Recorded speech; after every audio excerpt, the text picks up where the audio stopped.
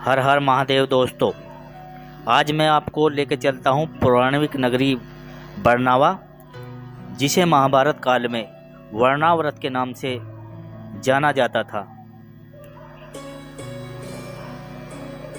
महाभारत काल में पांडवों को जलाने के लिए लाक्षागृह का निर्माण किया गया था। मैं आज आपको उसी लाक्षागृह के बारे में बताता हूँ। बरनावा की पहचान महाभारत से वर्णित वर्णाव्रत से की गई है। यह हिंडन और कृष्णा नदी के संगम पर स्थित है। गांव के दक्षिण में लगभग 100 फीट ऊंचा और 30 एकड़ भूमि पर फैला हुआ एक टीला है, जिसे लाक्षागृह का अवशेष समझा जाता है। इस टीले के नीचे 2 सुरंग स्थित है। इसी लाक्षागृह में कौरवों ने पांडवों को एक षड्यंत्र के अंतर्गत जलाकर मारने का असफल प्रयत्न किया था। कहा जाता है कि पांडवों ने उक्त अग्निकांड से बचकर निकलने हेतु इस टीले के नीचे स्थित इन्हीं सुरंगों का प्रयोग किया था, जिन्हें मैं आपको आज दिखाऊंगा। वर्तमान में यहाँ पर एक महानंद संस्कृत महाविद्यालय भी स्थापित है। तो दोस्तों, आइए आपको मैं अब लेकर चलता हूँ लाक्षागृह की तरफ, जहाँ पे आपको मैं बहुत ही पौराणिक जो लाक्षागृह के अवशेष है उनके दर्शन कराऊंगा। समय समय पर यहाँ पुरातत्व विभाग की टीमें भी आती रहती हैं। वे भी अनेकों खोज यहाँ कर चुके हैं। तो दोस्तों, अब गाड़ी पार्क करके लाक्षागृह की तरफ जाते हैं। लाक्षागृह में जाते ही सबसे पहले सामने यहाँ पे एक छोटी सी गौशाला स्थित है।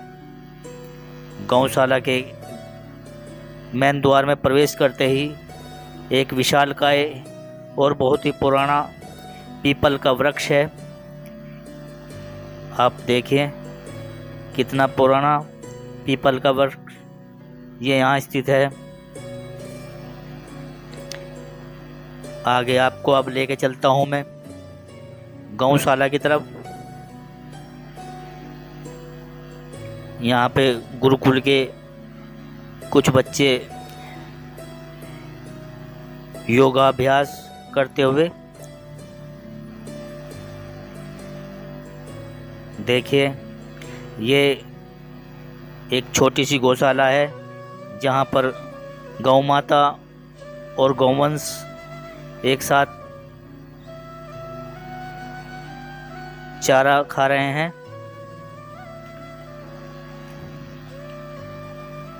ये सामने आपको एक नीला बोर्ड दिखाई देगा, लाखा मंडप नामक टीला। सीढ़ियों से होते हुए अब हम इस टीले की ओर बढ़ रहे हैं। देखिए कितना पौराणिक टीला है, और सामने कुछ लोग हमें दिखाई दे रहे हैं। आप देखिए कितना पौराणिक टीला है लाक्षागृह का, लेकिन हमें सुरक्षा कारणों की वजह से पुलिस ने वहाँ की वीडियो लेने से मना कर दिया है और हमें वापस आना पड़ा। लेकिन गौशाला में ही एक बहुत ही बड़ी यज्ञशाला स्थित है, जहाँ पर समय समय पर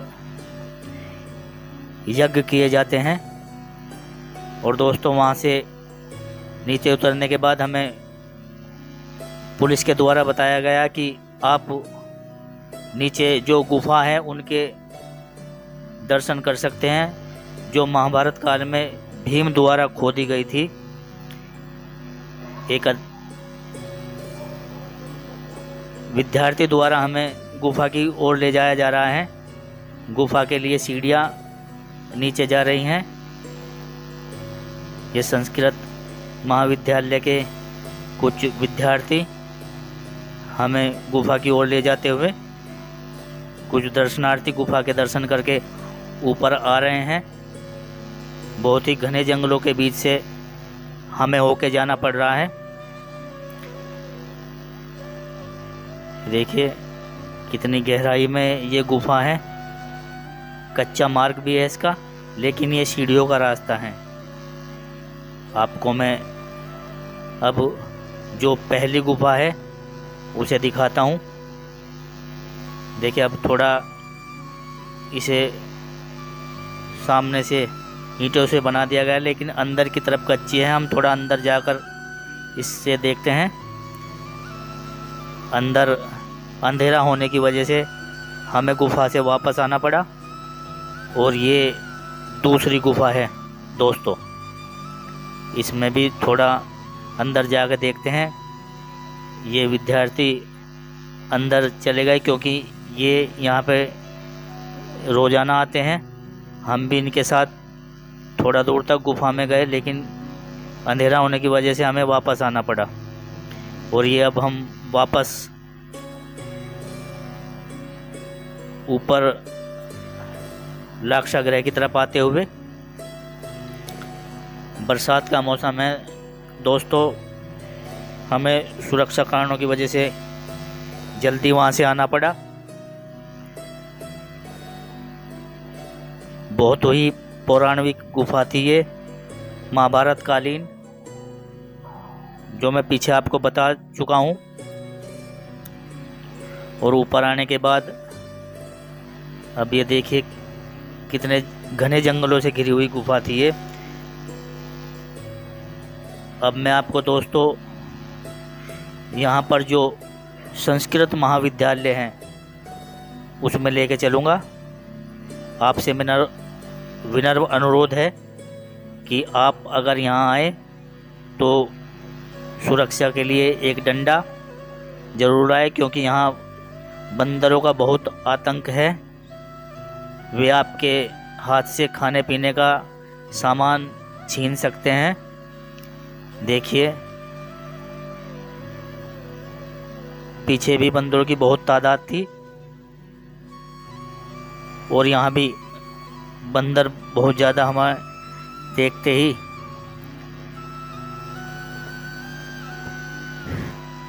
अब दोस्तों मैं आपको लेके चलता हूँ संस्कृत महाविद्यालय का जो भवन बना है पुराना, वहाँ पे सत्संग भवन है। और ये देखिए ये संस्कृत महाविद्यालय के कमरे, और ये यहाँ पे व्यायामशाला, आरोग्यम व्यायामशाला यहाँ पर स्थित है। यहाँ छात्रों को व्यायाम की शिक्षा दी जाती है। और अब मैं आपको संस्कृत महाविद्यालय के जो मेन द्वार है वहाँ पे लेके चलता हूँ।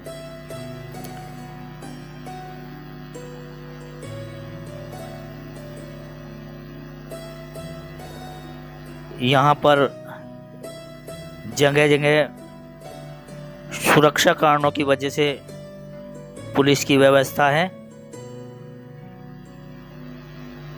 ये संस्कृत महाविद्यालय है। कुछ छात्र बाहर बैठे थे, उनसे हमने देखा।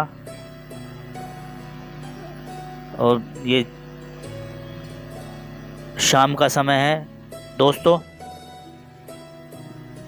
ये जगह जगह चारों वेदों के नाम से हवन कुंड बनाए गए हैं, ऋग्वेद, सामवेद, अथर्ववेद, यजुर्वेद। यहाँ पर बहुत बड़े बड़े हवन और यज्ञ किए जाते हैं मानव द्वारा। ये गांधी जी की प्रतिमा यहाँ स्थापित है। हवन कुंड देखिए दोस्तों। ये छात्रों के लिए कंप्यूटर कक्ष है। यहाँ पर गांधी जी की प्रतिमा है।